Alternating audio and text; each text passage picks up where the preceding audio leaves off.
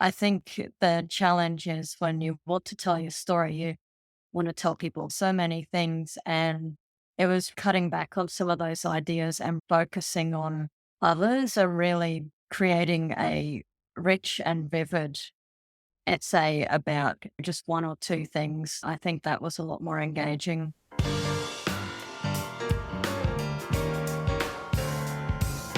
Welcome to Heart with Anna. I am Anna Jaworski and your host. I'm also a heart mom to an adult who was born with a single ventricle heart and who is 29 years old. That is the reason I am the host of your program. I'm just getting over COVID, but I didn't want to miss a chance to talk with my dear friend and co-editor, Megan Toes. Today, we're going to talk to you about what it was like for us to put together The Heart of a Heart Warrior and how it's not too late for you to share your story. We'll also be talking about The Heart of a Mother and The Heart of a Father. And in the third segment, we'll talk about some new books that we'll be working on and how you can be part of those projects. Megan Toes is 40 years old. She was born in Australia with a large VSD and has had 3 open heart surgeries. Megan works as a researcher with rare disease registries and lives in Brisbane, Queensland, Australia with her husband and 4 dogs. In her spare time, she likes to write, sew, paint, and she's also a gamer. In addition to being a co-editor of The Heart of a Heart Warrior, she contributed 4 pieces to the book. And what I love about her contributions is every piece is so different. I'm super happy to have you on the program today. Welcome back to Heart with Anna Megan. Hi, Anna. Thank you so much for having me back. It's been quite a while since we've been in touch, so it's great to be back. Yeah, it has been. It's been way too long since we've talked. So I'm really looking forward to getting into this program with you. I think the last time that we talked on Heart to Heart with Anna, it was when we were talking about The Heart of a Heart Warrior. And so much has happened since the book debuted. So let's share with everyone how the book has evolved over time for us. Yeah, I remember one of the big things that we did was the Kickstarter, and that was something that we spent a lot of time promoting. I remember talking to you about that last year, and you said that you put a sign on the fence of your house and all sorts of things to try and attract attention. Of course, I was sharing it all the time on Facebook. And part of the reason why we did a Kickstarter was that there was quite a high cost associated with editing and printing all of the books. We did a lot of that work ourselves as volunteers, but there's only so much that we could do ourselves. Exactly. Right. So Mm. I hired a professional editing company to come in behind us and to give a unbiased look at the book. And that was an experience and quite an expense. It was much more than I expected it would be. And I was hoping that the results would be a little different than they were. I think you and I actually did a better job on the editing than the company that I hired. Yes, yeah, I think so too. And also the Kickstarter, I think, was really great for promoting the book. We drew so much attention to the book. So many people shared our campaign. And that's what I was telling people all the time. If you can't afford to donate at this time, then sharing the campaign is a great way to help to promote it. Absolutely. One of the reasons I wanted to do a Kickstarter campaign was this was my 3rd book in the heart of a series that I've been working on. So it started 25 years ago with The Heart of a Mother, and then 10 years later, I published The Heart of a Father, and here we are now. Just last year, we published The Heart of a Heart Warrior, and I loved putting together those books, but it was my dream for decades for me to publish a hardcover book. But when I checked into the cost of printing a hardcover book, there's no way my small publishing company could afford to do it. But what I really wanted was for all of you contributors to the book to have a hardcover copy of the book. So I thought, you know what? If we do a Kickstarter and we earn enough money, I can afford to produce a hardcover copy of the book, and everybody who has contributed can get a copy. So, how did it feel to you, Megan, as a contributor to receive that hardcover copy of the book? Oh, it was amazing. I remember we got this big box in the mail, and I thought, what could this possibly be? I actually thought it was tins of pet food at first because it was so heavy. And then I opened it up and I see all this purple. I'm like, it's my books. They finally arrived with that new book smell and everything. It was very exciting to be able to just pick that up and hold it. And I got a couple of extra copies because of the number of contributions I made. So I gave a few of them away at Christmas time as gifts to family, and they were really excited as well. I don't think I could have got them a better present, to be honest. I don't think so either because you were all over the book. I mean, as well as being a co-editor, we took turns writing the introduction to the chapter. So every other chapter, you wrote the intro for that. But then there were 4 different contributions from you. And what I love is that your contributions were so different. Everything from a science fiction fantasy type story, which was in our works of art chapter. That was really cool, to writing about a trip to Egypt and being a volunteer. And then what was the other essay about? That was the one about my scoliosis and wearing the brace in high school. Right. Yeah. I mean, so all of your essays were definitely related to being a heart warrior, but from so many different aspects of your life.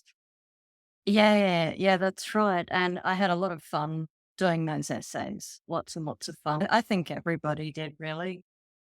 I think so Yeah. too. I was really excited when we got enough contributions to say, okay, we've got a book. I mean, I remember us looking at all these different contributions and thinking, oh my gosh, how are we going to put these together? Because there were several essays that looked like, oh, these could make a chapter, or wait a minute, we could move this one over here and make a different chapter. And I think that was one of the big challenges, was figuring out exactly how we were going to group all of the essays and make a cohesive book. Don't you think so? Yeah, definitely. I mean, I remember going through them all, and I work as a researcher as well. And I thought, there are some common themes here with the different essays. And that's where I started with grouping them together, because the initial call we put out, it was really just telling a story about how you overcame an obstacle in your life, or to talk about something that you're very passionate about. And Mhm. it was quite interesting, the themes that we got in the end, I think. I think so too. And what really helped was both The Heart of a Mother and The Heart of a Father had 3 general themes that I broke the books down into. And then I went in May to the Independent Book Publishers Association PubU conference. It was my first time to ever attend a publishing conference, which was really exciting for me. And at that conference, I had a chance to listen to a gentleman I have listened to before. I read articles that he has written in the IBPA magazine. And one of the things that interested me about him was the fact that he deals with specialty sales. And our book is a specialty book. So I thought from the beginning, when I started Baby Hearts Press, none of the books that I publish are for everybody. They're just not. My books are for a very specific niche audience. And this is what this gentleman specializes in. So I was able to get a one-on-one consultation with him after the conference. And I told him about my publishing company. And as I was telling him about my books, he said, Anna, you need to break those big books into 3 smaller volumes. It would make it easy for people to consume, and it will help your publishing company to grow. And I didn't think that was going to be that hard, but it is really hard. Yeah, it was quite difficult, wasn't it? I mean, we had the essays already organized into thematic chapters. And then what we had to do was to reorganize those chapters into meta themes. So, which chapters can we group together to make into one volume of the book? And we ended up with survival, endurance, and transformation. Yeah. So It ended up that we did reorganize it a little bit compared to what we thought we were going to do initially, but I don't think that's what the hardest part was. I think for me, what was harder was realizing, oh my goodness, I need a new foreword for each of the books. I need a new conclusion. I need to make sure there's continuity with the way I write the text on the back of each book. It was things like that that you think, "Oh, well, just break the one book into 3. That's not that hard." But there are lots of little pieces, plus having to get new ISBN numbers. The Kickstarter book is the only book that has all 3 volumes together, and that makes it really special for me, and I really love it that that has all 3 volumes. The only way anyone can get a copy of that book is if you were gifted one by somebody who contributed to the book or if you contributed to the Kickstarter campaign. So that was really exciting to me. But then we made the individual volumes, 1, 2, and 3, available to the public at large. And for the first time ever, Baby Hearts Press started to create ebooks. And that had its own unique challenges.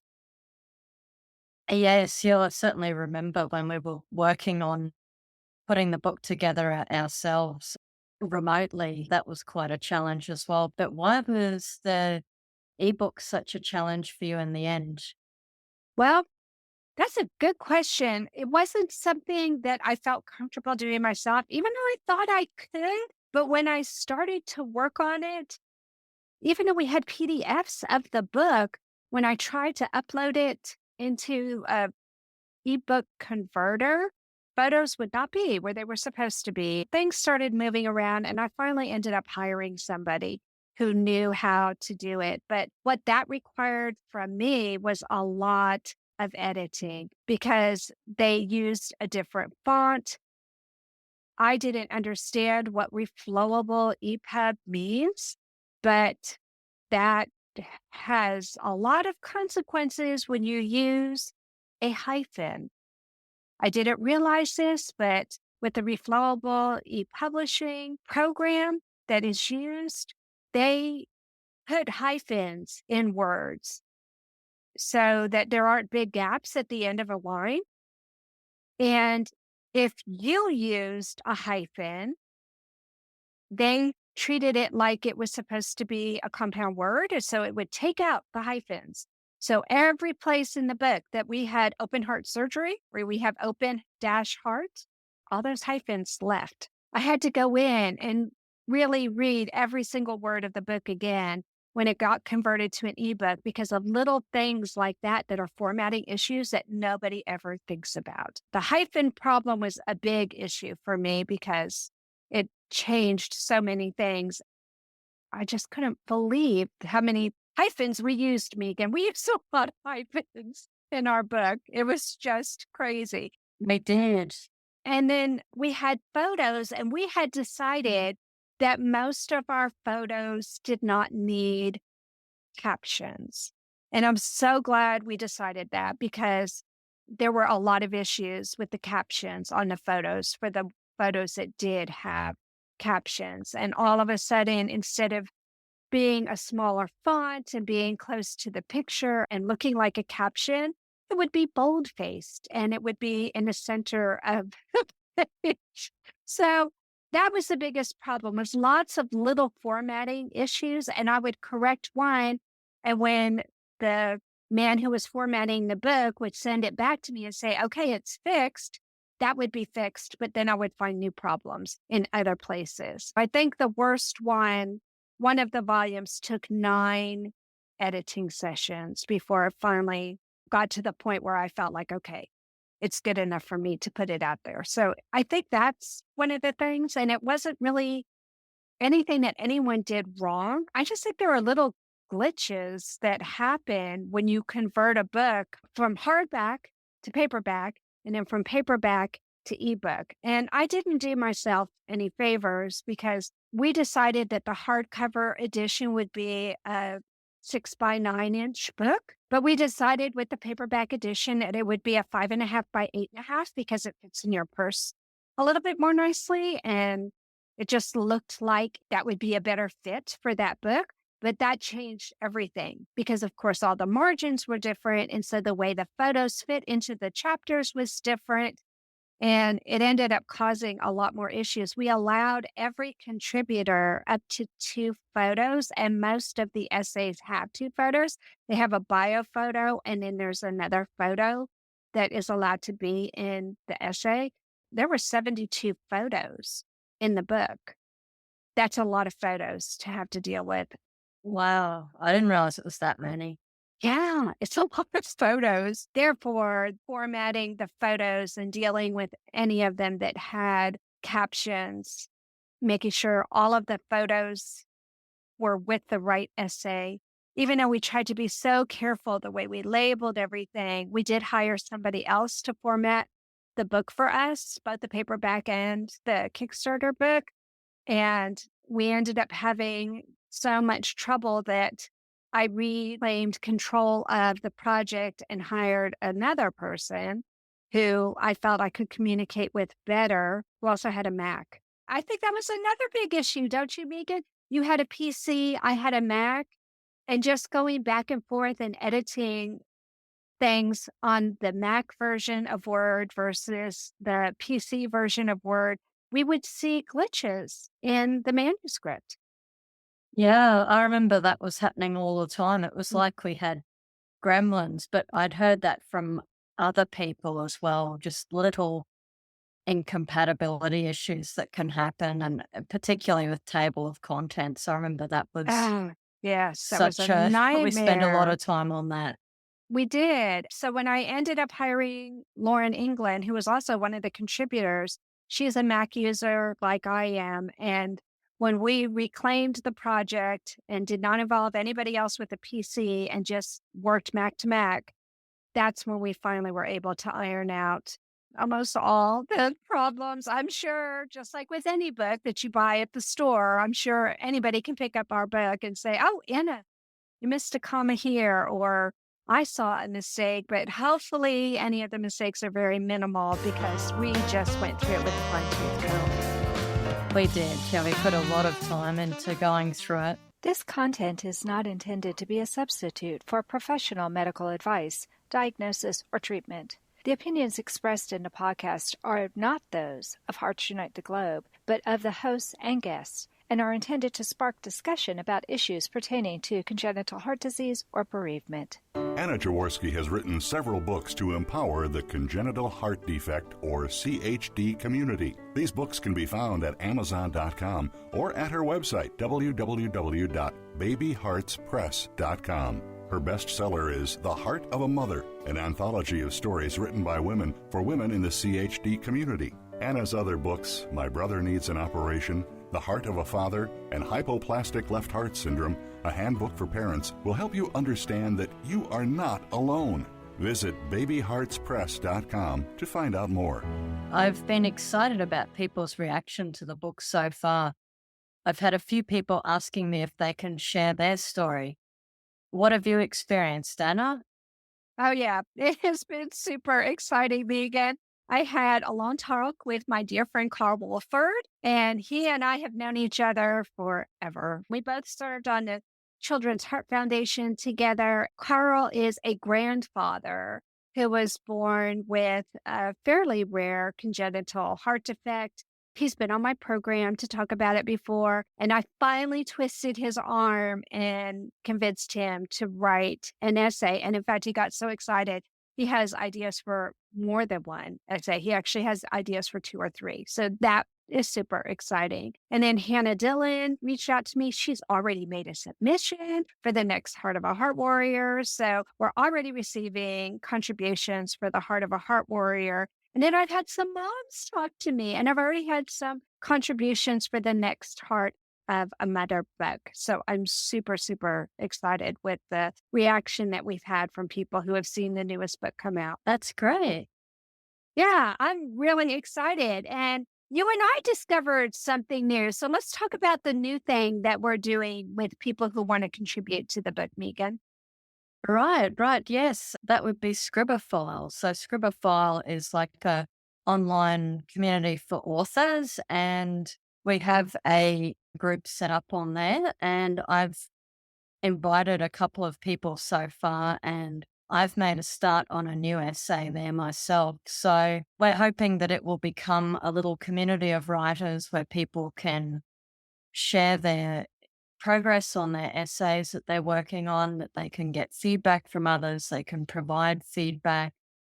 I think it's a really great way to collaborate online. Absolutely. I try to do this, as you know, with Facebook. We started a Facebook group for the Heart of a Heart Warrior, and I invited people to share their essays and to show each other how their essays could morph over time. Once they got feedback from the editors, you and I do a lot of what's called developmental editing. And even Amy and Lee helped us out by providing some developmental editing feedback. And what a developmental editor does is they will read somebody's essay and they will help them to actually develop the essay with certain themes or going in a particular direction. And for me, of all the different types of editing I do, proofreading, line editing, to me, developmental editing is my favorite type of editing to do. Was that true for you too, Megan? Yeah, I think so. I remember a few people I worked with. We worked together to really discover what the theme was of their essay, what they were really trying to say in their essay, because we had quite a short word length, really, being 1,500 words. I mean, we're a little bit flexible on that, but I think the challenge is when you want to tell your story, you want to tell people so many things. And it was cutting back on some of those ideas and focusing on others and really creating a rich and vivid essay about just one or two things. I think that was a lot more engaging. Absolutely. There were some people that wanted to tell us their whole life story in 1,500 words, and it's just not feasible. You can't really get into any depth. So we were encouraging people, no, let's focus on how you feel about service, or let's focus on motherhood, or let's focus on growing up with the CHD. We gave them a theme to help them focus their part of the story with just that theme. And what ended up happening was we had a couple of people like you, Megan, who realized you had more than one essay in you. And it was exciting to see some people like Kim Russell. She wrote one essay and then she said, wait, can I write another one too? And so she wrote about adopting a child as well as being a writer. And I thought that was really great because we were so focused and we helped them develop one concept, one really important story in their life, and to develop it as fully as possible, that it gave them the freedom later to tell another story and to also get into a little bit more depth in that story. Is that how you feel it happened for you too, Megan? I think so, because initially I was trying to put a lot of stuff into an essay. And then I think as the other essays started to come in as well, I thought, oh, I could do something about that. For example, my essay, Moonlighting as a CHDer, is about a Hmm. time when I was doing some volunteer work as a volunteer patient for medical students who were practicing their examinations, like an intake exam for a patient who is new to a doctor or presenting to an emergency department. So I was telling my story over and over to them, but without revealing what my condition actually was. And it was their job to try and piece together what was going on with me. So in that essay, I was able to incorporate a few little flashbacks about different things that had happened over the years. So, yeah, Yeah, there I are lots of love that ways you can tell essay. your story. Thank Yeah, you. I really did love that story. I love the way you put that together. So, yeah, developmental editing for me is probably my favorite type of editing, but unfortunately, it's also the most time consuming because the best writing is rewriting and really zeroing in on what you want your message to be and trying to bring in the different senses, sight, smell, touch. The essays that really stick with people are the ones where people feel like they're right there with the storyteller. And that's one of the good things that you did with your engaging story about being the volunteer. I felt like I was right there with you, and I could just imagine how some of these new doctors or soon to be doctors were feeling being presented with somebody like you, because you're not the kind of patient they're going to see all the time. You're a very unique person. Oh, that's awesome. Thank you for that, Anna. And a few of them did actually guess correctly, which was very encouraging. That is encouraging. And that's what we're hoping to do with Heart to Heart with Anna and all of our books, is to raise awareness so it doesn't seem like such a foreign concept. But unfortunately, with the Facebook group that we started to help people learn about how to be a better memoirist, most people do not go through school and learn how to be a memoirist. I certainly did not. It's something I have learned over the years as I've been working on these other books. The community on Facebook just didn't really engage the way I hoped they would. And when I found Scribophile, I got so excited because here were people just like us. Not everybody had been published, but they were critiquing each other. They were learning from the critiques they were giving as well as the critiques they were getting. Scribophile also offers online classes. Some of the classes are free. I've already attended one of the classes on memoir writing, and it was really well done. I really enjoyed it. So I'm going to be using Scribophile for all of the different contributors to come together. They'll get a chance to see each other's works and help one another. This should enable me to work on more than one book at a time. So I'm looking forward to that as well. I think that the Scribophile community is going to make our writers a little bit more engaging and more connected with each other. Don't you, Megan? Yes, yeah, I think so. On Scribophile, there's a forum, so I'm hoping that people get on there and chat to each other as well as submitting their works. Yes. So this is something new. So for anybody out there who says, well, I'd like to write for the heart of a mother or the heart of a heart warrior or the heart of a father, but I've never written anything before. I don't know if I'll be good enough.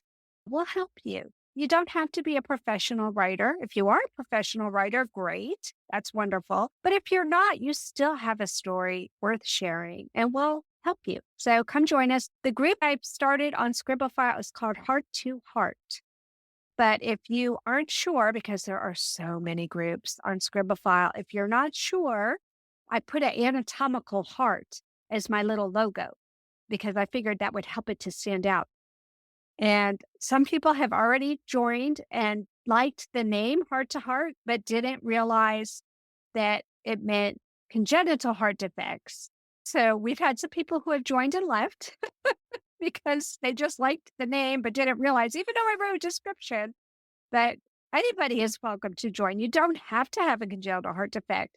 But really, my purpose in putting together the Heart to Heart group on Scribophile was for us to have a CHD writer community. And I hope we have even more people join us. I hope so too.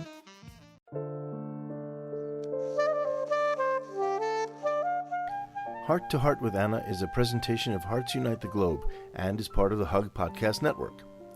Hearts Unite the Globe is a non-profit organization devoted to providing resources to the congenital heart defect community to uplift, empower, and enrich the lives of our community members.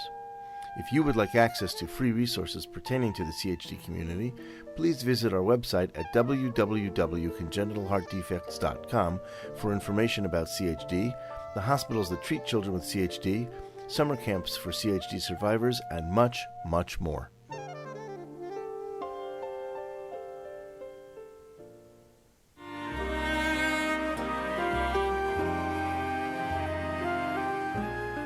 Home Tonight Forever by the Baby Blue Sound Collective.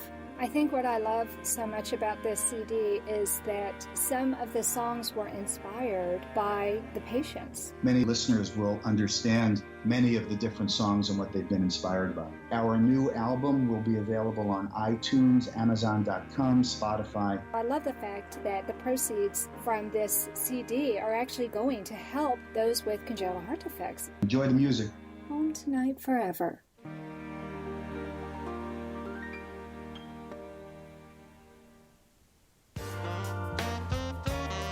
You are listening to Heart with Anna.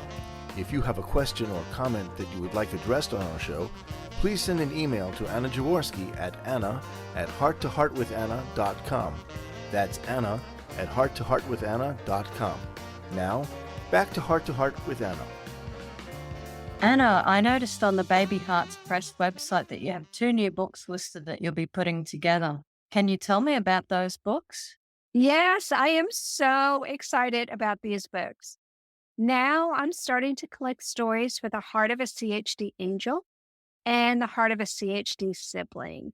And for those people who have listened to Heart with Anna over the last 10 years, there was one season where I did all CHD sibling episodes. I loved it. It was so cool. My child, Joey Jaworski, came on and talked about what it was like to grow up with a sibling with a CHD. I had all kinds of brothers and sisters come on the program, and we talked about all things sibling related. And I thought, you know what? It's time for their stories to be celebrated. I think that growing up with a sibling who has a heart condition or any kind of chronic illness, that's not the typical way children grow up, thankfully. I think that they have special issues watching their siblings having to take medicine or having to have open heart surgery or other kinds of procedures. Many siblings watch their sibling not be able to play sports or dance or do things that they can do. And some of those children sometimes feel guilty that they are able to do things that their sibling cannot. And I think that some of those stories need to be shared. I've also been amazed at the resilience and the compassion that siblings have shown for their brothers and sisters with hard to fix. Considering you have 2 siblings, I'm sure you can imagine where your siblings might have stories that could be shared. I think so. One of them is 4 years older and one of them is 8 years younger. So I imagine that they Mm. would have very different perspectives. I know growing up, my older brother, he was always looking out for me forever, somewhere playing or at some kind of school event. He'd always make sure that I was okay. And the younger one, too, I mean, it must have been very tough for him. I had surgery when he was 2 years old. So Mm. he's always been very concerned for me, much like my older brother has. So, yeah, over the years, they've both, in their own ways, looked out for me and they've always been very concerned and caring. And I have too towards them with the things that they've been through as well. I think in some ways that it can make siblings a little closer together, Yeah, I think it can but too. everyone's unique. I think every story is unique. And I think that's something that doesn't get talked about often enough. It's often about parents and their children, but not so much about siblings. And I think that the siblings are in a unique situation. They need support as well. They need to have their stories heard. I think so too. And I think they need their stories validated. And I think Mm. that being a CHD sibling can sometimes be a little bit isolating. I know that for poor Joey, when all of a sudden there was a new baby in the house, but the baby was a sick baby, all of a sudden we weren't allowed to have play dates and we didn't go to church. We didn't go to restaurants. We were very reclusive for a while because we had an emergency open heart surgery. And then we knew that we had to keep an eye on the baby and that the baby's body would let us know when the next surgery was going to happen. And it would probably be between 6 and 12 months, but we didn't know when. It was completely dependent on the baby's oxygen saturation level. And that wasn't something that we could totally predict. So Joey's life was kind of upended, and he was Mm. 3. He was 3. So that's a very impressionable age. Yes, yeah, that's right. Well, I had a surgery when I was a baby and when I was 5 years old. So my older brother, he was only 4 or 5 when I had my first surgery and about 9 when I had the second one. So that was very hard for him. He had to stay with our grandparents and it was a big disruption for his life as well. And the middle surgery I had, he was 14 in grade 9, and that's often quite a difficult age for young people in general. But having Sure.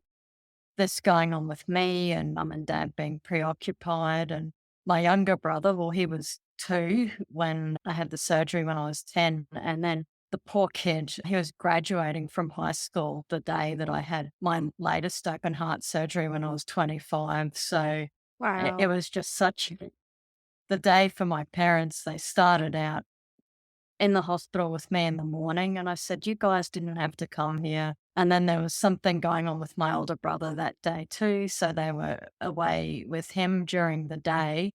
And they came back to visit me in the afternoon, and then off to my little brother's graduation at night. So Wow. What a it was full just day. wild that day.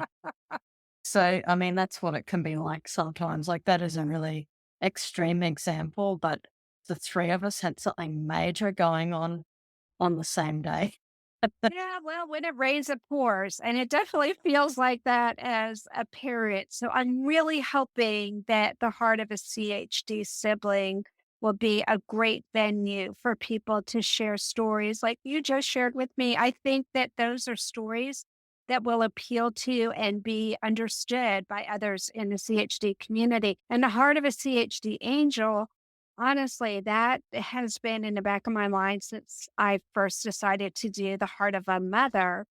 And I debated for a while if I wanted to have a chapter in the Heart of a Mother devoted to mothers who had lost their children. And I thought, I really can't do justice to the Heart of a Mother without sharing the stories from some mothers whose children had passed away, because that is really what brings us together as such a tight knit community, is the fact that we are facing life and death issues of our children on a regular basis. And most parents, thankfully, don't have to think that way.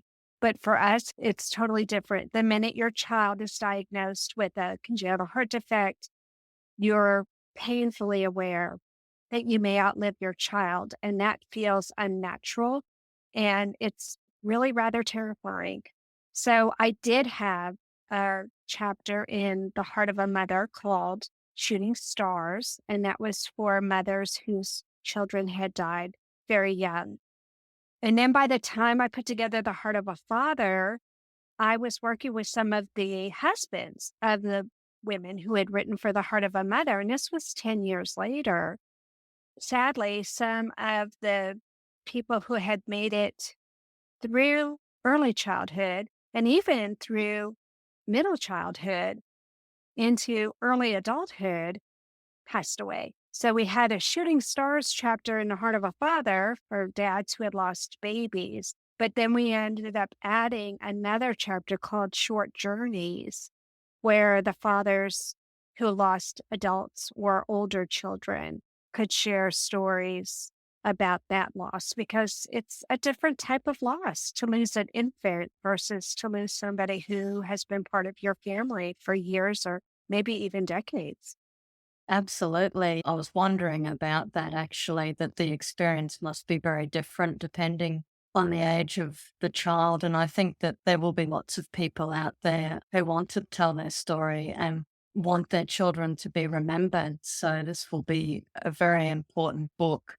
And I was wondering who will be co-editing those books with you? Well, thank you for asking, because first of all, I'm super excited that you did agree to co-edit the next edition of The Heart of a Heart Warrior. And I thank you for that, Megan. I can't imagine doing that book without you now. Putting together The Heart of a CHD Angel, that needed to be done by somebody who had experienced it, or at least that's my feeling. And I have a wonderful dear friend, Desiree Bott, who is going to be a contributor.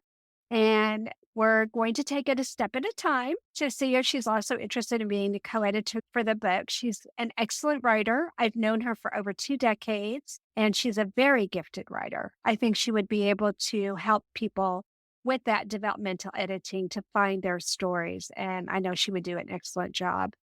And so that I can work on more than one book at a time, because as you know, it's very time consuming to work on these books. I'm turning to some other friends as well. And another dear, dear friend of mine, Sherry Turner, has expressed interest in being a co-editor for the next Heart of a Mother book. And I'm super excited about that. She and I have known each other for decades. And she has come on Heart to Heart with Anna to talk about her son Thomas, but she was the head writer for the entire first season of Heart to Heart with Michael, which is now known as Bereaved But Still Me. And that's our bereavement podcast because she lost Thomas as an infant. So her writing skills are greatly admired by me, and I'm just thrilled that she has expressed interest in working with me on that book. But I would love to have some other co-editors for some of the other books, like the sibling book. If there is a CHD sibling out there who would like to work with me and help me with the new essays that we'll have coming in for that book, that would be lovely. So if anybody's interested, reach out to me on Facebook or LinkedIn. I'm definitely interested in working with new writers and new editors. Megan, I can't believe our time is almost up already. This has gone by super fast. But before we conclude this episode, what advice do you have for people who feel they have a story to share but don't know how to get started? That's a great question, Anna. And I know when I was in that position a few years ago, starting my story, I had a little bit of trouble narrowing down an idea. I started talking about all different things, like thinking about the surgery I had as a kid, the one that I faced again when I was an adult. But I think what might be a good idea to get started, if you're really not sure, just start writing, start journaling every day. Your thoughts, ideas, memories, that sort of thing. And after a couple of weeks, maybe go back and just see what's in there, what sort of themes are coming up, or what things strike a chord with you the most, like what you feel the most passionate or interested in. And I think going with a theme or one idea is probably better than trying to pack too much into your essay. And Yeah. I think a project like this is a really good way to tell your story or interesting parts of your life or anecdotes without the pressure of trying to write a whole book, Yes, I because that's a agree. much bigger project. It is. Absolutely. And in the Scribophile group, Megan, I'm going to be doing some exercises with our members. So I'm going to start putting out a weekly, tell me a story about this. I'm starting to gather suggestions from different books that I've been reading on ways that we can do that. And I'm hoping that through some of those exercises, some people may discover a story that they want to share. Yeah, I hope so. I think starting with the theme is always a good idea. Like I did have someone reach out to me, a younger lady. She wanted to write an essay about how her daughter was born. And I thought, even though we covered that a lot in the previous book, there's also a really important generational factor there. Like these Mhm. mothers, I think, were born in the 1980s and earlier, whereas this lady, I think, was born in the late 1990s. So things would have changed a lot by then, I'd imagine. Oh, yeah, absolutely. Yeah, I agree. That's another important thing. Our authors for our previous books, their ages range from about 20 to their 60s. But even if you're thinking, oh, I'm writing an essay about something that's been done before, well, it's your experience. You might be a lot younger or older. You might have grown up in a different place. You might have a different CHD to the people who've covered that topic before. So Right. I think, Yeah, those are yeah, all and good anything, points. I don't think there's any ideas that are bad or silly or boring. Well, and Just what's give it a fun go. is that sometimes we get new ideas, like in The Heart of a Mother and The Heart of a Father. Those were all just people's personal stories. But by the time Mm, we got to The Heart of a Heart Warrior, we decided to change things up a little bit and have a section that was just works of art. So we actually yeah. have a pencil drawing, we have a painting, and I had two different people who had talked about doing a little photo essay, like a photojournalist type essay. And I was so excited about that, but unfortunately, neither one of those came through. But maybe in the next edition of The Heart of a Heart Warrior, maybe we'll have some people who are really good photographers who do a good job of telling a story, mostly through photos. We can't afford to have a whole book like that because it is more expensive to have lots of different Mm, photos, especially in a printed book. It doesn't matter in a ebook, but in the printed books, it does cost more to have the higher quality paper to be able to make those photos pop.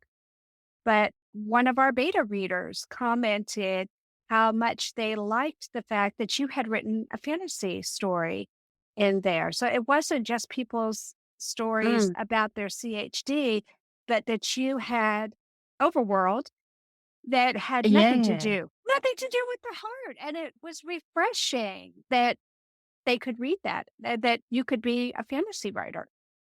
Yeah, I think that prose or poetry or other works of art, I think they can be really powerful ways of expressing what's going on. And I actually have another short story that I've written that I might go back and do a bit of work on that I think could be of interest to the new volume. I'd certainly be happy once I've gone through and done some work on it to put it out there on Scribify and see what people think.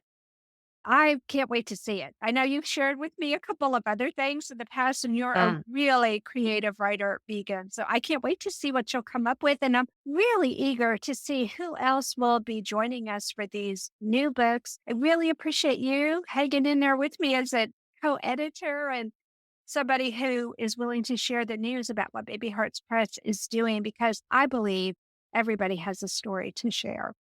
Yes, definitely they do. Thanks for coming back on the program today, Megan, and for talking to me about all things writing. This has been fun. It has. And I was going to say, no worries, which is a very Australian thing. You're very welcome. It's been a pleasure as always talking with you today. And I look forward to getting into volume 4 and beyond of The Heart of a Heart Warrior. Me too. Oh my gosh, four and beyond. That's a little scary, but it's also really exciting. Well, friends, that does conclude this episode of Heart to Heart with Anna. Thanks for listening today. I hope you found the program interesting. Please drop us a line on our Facebook page or YouTube or Instagram channel and let us know what you thought of the episode. I'll put a link to Baby Hearts Press and our Scribble File group in the show notes. And until next week, remember, my friends, you are not alone. Thank you again for joining us this week. We hope you have become inspired and empowered to become an advocate for the congenital heart community. Heart to Heart with Anna with your host, Anna Jaworski, can be heard at any time wherever you get your podcasts. A new episode is released every Tuesday from noon Eastern Time.